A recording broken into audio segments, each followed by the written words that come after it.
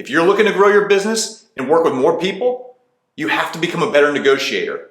And there's an art form to this stuff, like anything. So let's dive right into exactly what that looks like. Let's first define what a negotiation is. Fundamentally, it's two humans going back and forth, working through a challenge or a problem to advance their cause. There has to be some sort of reciprocity in a typical good negotiation. Because why? Humans like doing business with those they like and those who serve them or their interest on some level. It's that simple. So the win-win vibe is typically the best vibe when it comes to a boilerplate type of negotiation. Of course, there are scenarios where you can't go that route, but typically that's a good place to start. How can I win and how can you win? I often find that negotiating at a higher level means simply asking better questions. Here's what I mean. Let's just say there's a multiple offer situation and you're an agent who has a client who is interested in the property. And you call the listing agent and you ask one of a couple questions. Here's a bad one. Is the other offer a good one? Or do we have a chance? What do you have in hand? Anything you could tell me? Bad questions. All of that. Uninspiring. Doesn't make you very likable. There's no real win-win to it. And frankly, it's lazy. Going back, like, is the other offer a good one? Give me a break. Who knows? But what are the chances they're going to tell you that? And simply by you asking is just signaling to the other side that you don't really want to get up and do your job unless you have a good chance at winning. So right there, the listing agent is probably thinking, why waste my time? Here's a way you can ask the exact same type of questions without sounding lazy or uninspiring. Here you go. Ring, ring. Hey, listing agent. Oh, you have another offer. My clients really like it. But first, let me go ahead and ask you, what does an ideal offer look like for your clients? Like, what's most important to your clients?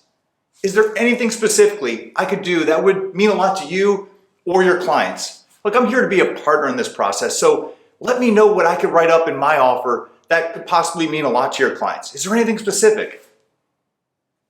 Look, put the phone down because they're probably going to tell you something that gives you and your clients an advantage. And that's where negotiating really becomes an art form. Ask higher quality questions, get higher quality answers. Ask lazy, uninspiring questions, get half answers, lazy, uninspiring answers, and frankly, takes all the juice out of your ability to negotiate at a higher level for your clients. Don't be lazy, be inspiring, ask better questions, get better answers. Your clients will win more offers, you'll close more deals. It's that simple. And here's part two to the thing. If your clients don't get the house, you failed. Be agreeable and give your buyers a shot at winning. Win-win questions while still serving your clients' wishes equals winning. So don't let your pride get in the way. We all do it. It's so easy to do. You might even have a prickly listing agent on the other side and gosh, the idea of being nice to them and cooperating and being win-win, hunky-dory hurts your head to even think about. But it's for your clients. It's putting your clients in the best position to what? Win the house. And that's what you're paid the big bucks to do.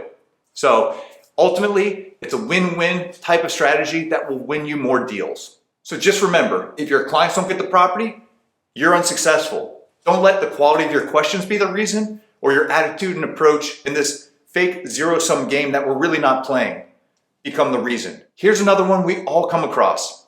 You're pitching a new listing and it's competitive. There are two other people interviewing for the same job.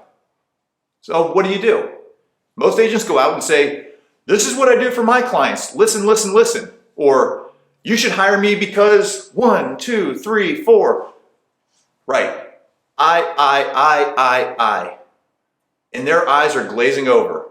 They don't give a shit.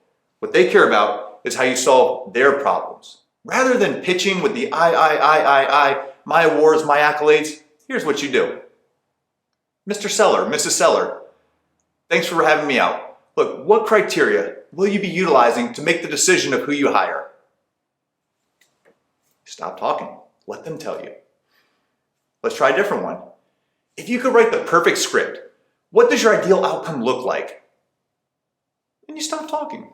Let them tell you what ideally it looks like to sell their property. We're talking timeline, price, whatever they'll tell you. Or you say, what is most important to you in this process? Or maybe go a different way. Like if there was one single quality in your listing representation that mattered most to you, what would that quality be? Again, you got to stop talking and let them tell you. Once you've made the space for them to talk and paint the bullseye, tell you what's most important to them, what they're truly looking for out of this process, their listing representation, you follow up with something like this. Mr. and Mrs. Seller, that makes perfect sense, and I totally understand why fill in the blank is so important to you. Here's exactly how I approach the fill in the blank. My goal is to not just satisfy my clients, though I'm sure that will happen, but it's to over-deliver in all of the following ways. And again, you reiterate what's important to them. People work with people they like and serve them. Winning in the negotiation is to execute and collaborate with them on what's important to the other side. In the meantime, you're always filtering that through the lens of what's important to you or your client, whoever you're really negotiating for. Ultimately, it comes down to these core principles. Ask better questions to lead to better negotiations.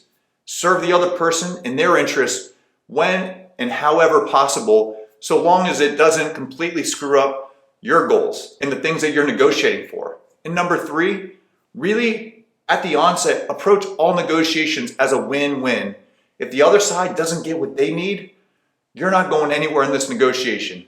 It's very rare you need to take off the gloves, beat up the other side, crush someone to win. Like, that's really, really rare. So we should leave that for last resort. Better questions, better attitudes, better outcomes. And that's where you'll see your deals get closed more frequently, your clients more satisfied, and you better compensated.